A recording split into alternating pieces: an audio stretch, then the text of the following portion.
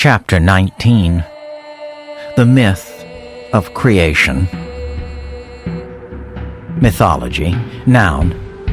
The body of a primitive people's beliefs concerning its origin, early history, heroes, deities, and so forth, as distinguished from the true accounts which it invents later.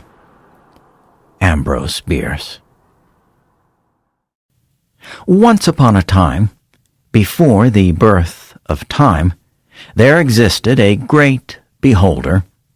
Not only was he a great beholder, but he was the only beholder. The great beholder could see everything forever in all directions, which would have made him very happy had there been anything to see. But in all directions there was nothing forever. The great beholder was pure awareness, but there was nothing to be aware of. This made the great beholder very sad.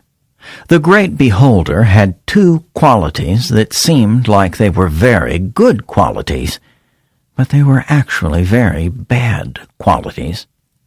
They were very bad because they made the great beholder very sad. The first of these two qualities was infinite infinitude. Because the great beholder was everything, there was nothing other than him, so he could never have a friend to play with or a dark place to explore. The second of these two qualities was perfect perfection. Because the great beholder was incapable of error, there could never be anything different or unexpected, so he could never experience surprise and delight. Then one day, the great beholder had an idea. This would have been the very first idea ever, if there really was such a thing as time. But time is just an idea, so everything really happens at once, which is not a problem because nothing really happens at all. Can you imagine if you had to do everything at once? Thank you, time. I am the great beholder, he thought, but there is nothing to behold. I am pure awareness, but there's nothing to be aware of. There's only me, so there's nothing to see, but maybe I could imagine something else. And thus was born the illusion of appearance. So he did. The great beholder said, "Let there be something else." And there was something else. And he looked upon it and saw that it was good. Now there was both a beholder and a beheld, and although the beheld was only in the great beholder's imagination, it was way better than nothing. Of course, there could never really be something else, because the great beholder was infinitely infinite. But now there was the dream of something else, and the great beholder had the appearance of otherness to be aware of. And thus was born the illusion of two. Then, one day, the great beholder had another idea. For what else was there for him to do but sit around and have ideas all day? I think I'll imagine a whole bunch of something else, he thought, and then I won't be bored any more. So the great beholder imagined an infinite universe, and he filled it with all manner of something else, like planets and stars and rivers and trees and animals, and he called it his imaginary playground. And thus was born the illusion of time-space, energy-matter, duality, causality, and life. But the great beholder was still sad, because he was still bored, because his imaginary playground was perfectly perfect. So there was never any imperfection. Everything always made perfect sense, which was perfectly dull. The great beholder watched galaxies and planets spinning around, but that only made him dizzy. Then he watched animals running around and eating and making more animals, but that only made him sleepy. Everything in the imaginary playground worked exactly as it was supposed to all of the time, so how could the great beholder ever feel surprise and delight? He couldn't. So he was still bored.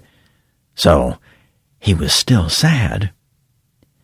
Then one day, the great beholder had another idea. Maybe I can imagine the imaginary playground so it isn't perfect, he thought. If everything didn't always make perfect sense, then it would be able to surprise and delight me. But sadly, because he was perfectly perfect, the great beholder could not imagine imperfection, so he was still sad.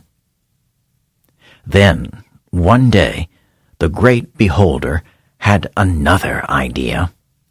Maybe, he thought, I might enjoy my imaginary playground if I could play in it instead of just looking at it. But gosh, he wondered, how? I can't imagine anything more than perfect, and I can't imagine anything less than perfect, he reasoned. But maybe I can imagine someone who can. So the great beholder imagined a finite version of himself, a little beholder, and placed it in his imaginary playground. And thus was born the illusion of self.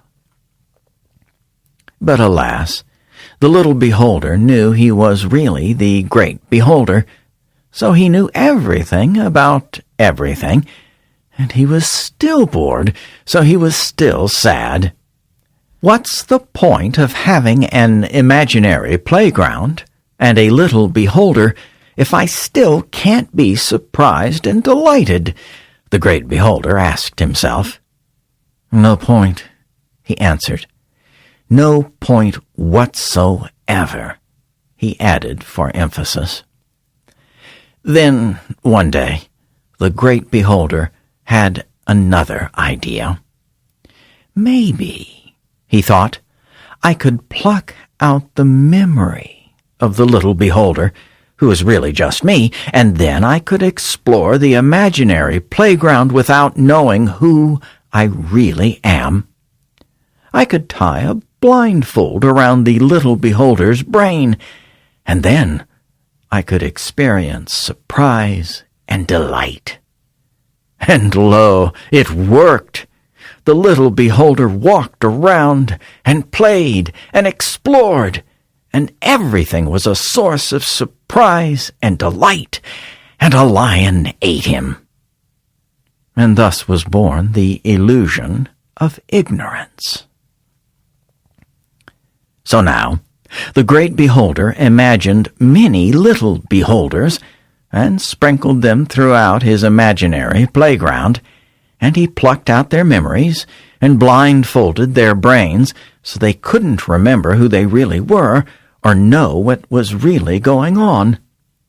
Where that memory had been, there was now a scary hole, which made the little beholders tremble with terrible dread and look away. And thus was born the illusion of emotion. So now, the great beholder had solved the two problems that caused him to feel boredom and sadness. One problem that caused the great beholder's boredom and sadness was his perfect perfection.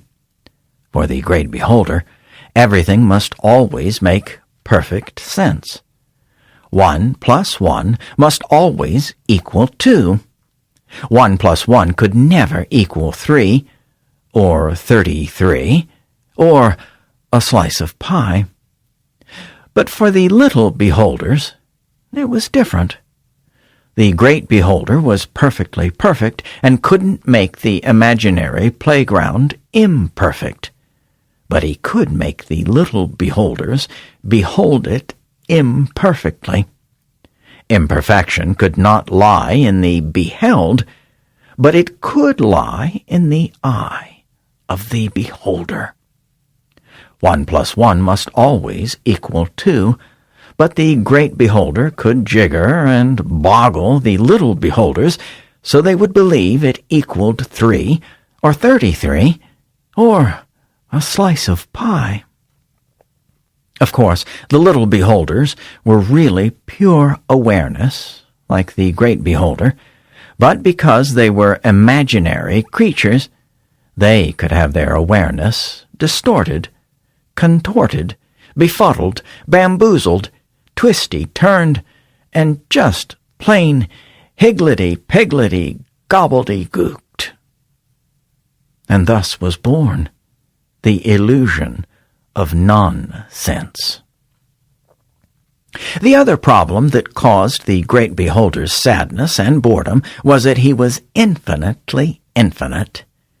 He saw everything, and knew everything, and was everything, so he could never be surprised and delighted. But for the little beholders, it was different. The great beholder could not be finite, but the little beholders could.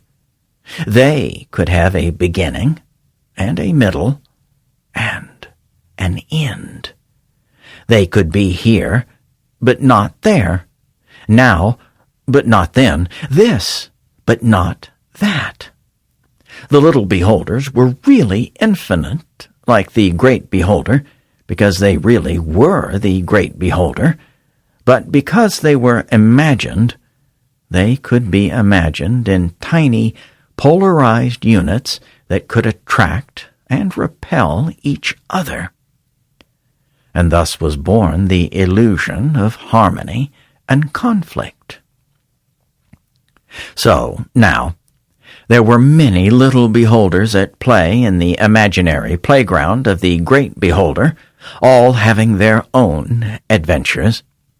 And even though none of them knew it, they were all really the great beholder incognito, so all of their adventures were really his adventures.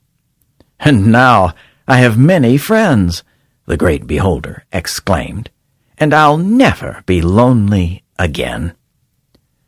And thus was born the illusion of connection. It was like having a super-duper television with billions of channels that he could watch all at once. And he could be the star of every show and experience all the drama and conflict and comedy and tragedy. He could be silly and nonsensical and wise and foolish and crazy and clever and all the wonderful things that he could never be on his own. "Oh, joy!" cried the great beholder. "Now I will never be bored again. Now I can laugh and sing and dance and play. I can commit acts of heroism and cowardice, kindness and brutality. I can create and procreate and co-create and miscreate. I can believe in clever lies and silly truths. I can be wrong and ignorant and scared and mean. I can be villain and hero, madman and saint, criminal and victim, peasant and king. I can create magnificent cities and smash them to bits. I can experience pleasure and pain and all the emotions, agony no less than elation, suffering no less than joy, hatred no less than love. But let's go easy on peace and contentment, because that's pretty boring. And seriously, what's the point, right?